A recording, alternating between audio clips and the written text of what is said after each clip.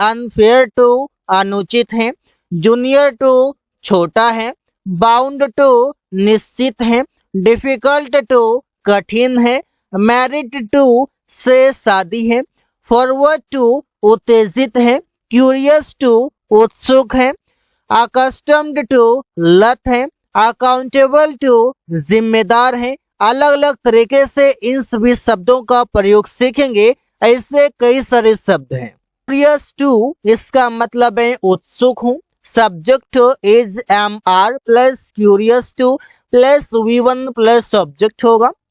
वो अंग्रेजी बोलना सीखने के लिए उत्सुक है। He is curious to learn to speak English. कोई भी चीजों के लिए उत्सुक होना, एक्साइटेड होना, वहां पर आप प्रयोग करेंगे।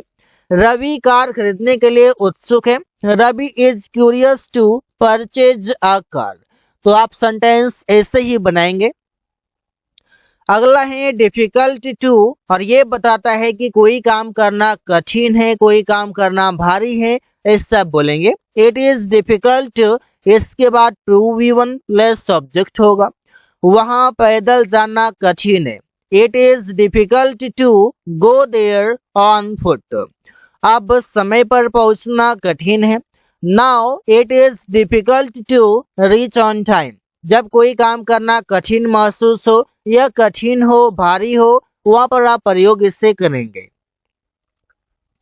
जूनियर टू इसका मतलब है से छोटा है। जैसे subject is am are plus junior to, इसके बाद ऑब्जेक्ट आएगा। तुम मेरे भाई से छोटे हो, मतलब जूनियर हो। You are junior to my brother. Aman Priya से छोटा है। Aman is junior to Priya. जिससे छोटा होगा उसे लास्ट में लिखा जाएगा और जो छोटा होगा उससे पहले लिखा जाएगा। अपोलोजाइज फॉर मतलब माफी मांगना। सब्जेक्ट अपोलोजाइज फॉर, इसके बाद V4 आएगा या फिर ऑब्जेक्ट आएगा। अपनी गलती का माफी मांगो। Apologise for your mistake. मैं इस गलती के लिए माफी मांगता हूँ। I apologise for this mistake. तो यहाँ पर आप सेंटेंस ऐसे ही बनाएंगे। कमिटेड टू मतलब वचनबद्ध होना, किसी से अपना वचन रख देना, अपने वादा कर देना या फिर अपने शब्दों को रख देना। अलग अलग तरीके से बोला जाता है, जैसा आपको इजी लगे बोलेंगे। Subject is am are plus committed to plus V4 या ऑब्जेक्ट। मैं अपने काम के प्रति वचनबद्ध हूँ। As I said I am doing, जैसा मैंने कहा मैं कर रहा हूँ। I am committed to my work, मैं अपने काम के प्रति वचनबद्ध हूँ। प्रिया रोज खाना पकाने के प्रति वचनबद्ध है क्योंकि उसने कहा कि 10 दिन तक लगातार मैं खाना पका दूंगी। तो Priya is committed to cooking food daily. तो इससे आप प्रयोग करेंगे। कंटेंट विद मतलब है संतुष्ट है। इसके लिए सेटिस्फाइड भी आता है, लेकिन यहाँ पर हम कंटेंट विद का प्रयोग करेंगे। मैं इस किताब से संतुष्ट हूँ। I am content with this book. वो इस काम से संतुष्ट है। He is content with this work. तो इससे आप प्रयोग करेंगे। फेड अप विद मतलब है से उब गया है। Subject is am are plus fed up with, इसके बाद कोई ऑब्जेक्ट होगा। प्रिया खाना पकाकर उब गई है। Priya is fed up with cooking food. मेरा भाई इस बाइक से उब गया है। My brother is fed up with this bike. आप कोई काम करके उब जाना, कोई काम से उब जाना, किसी चीजों से उब जाना, किसी व्यक्ति से उब जाना, वहां पर भी आप प्रयोग करेंगे। अनफेयर टू मतलब है अनुचित है। जो चीजें उचित ना हो, जो चीजें अच्छा नहीं हो, वहां पर प्रयोग करते हैं। इसे it is unfair plus V1 plus object होगा। अनफेयर के बाद टू भी आएगा। इसे जानवरों को मारना अनुचित था, मतलब जानवरों को मारना उचित नहीं था। तो it was unfair to kill an animal. पेड़ काटना अनुचित है क्योंकि अगर पेड़ काट दिए जाएंगे तो ऑक्सीजन की कमी हो जाएगा। It is unfair to cut the tree. तो इससे आप प्रयोग करेंगे अनफेयर टू मतलब अनुचित है, जहां पर जो चीजें उचित नहीं हो सजेशन के तौर पर भी आप बोल सकते हैं। अकस्टम्ड टू इसका मतलब है लत है, किसी भी चीजों का आदत है, एडिक्टेड होना। Subject is am are plus accustomed to plus V4 plus subject. अब एक आदत बना हुआ है कि अगर टू आया तो वर्ब आएगा तो V1 आ जाएगा, लेकिन ऐसा सबके साथ नहीं होता है। ये चीजें 90% तो ट्रू हैं, लेकिन 10% में आप टू के बाद V4 भी लगाते हैं। जैसे कुछ शब्द है इस प्रकार से, फेरिया को टीवी देखने का लत है। Fariya is accustomed to watching TV.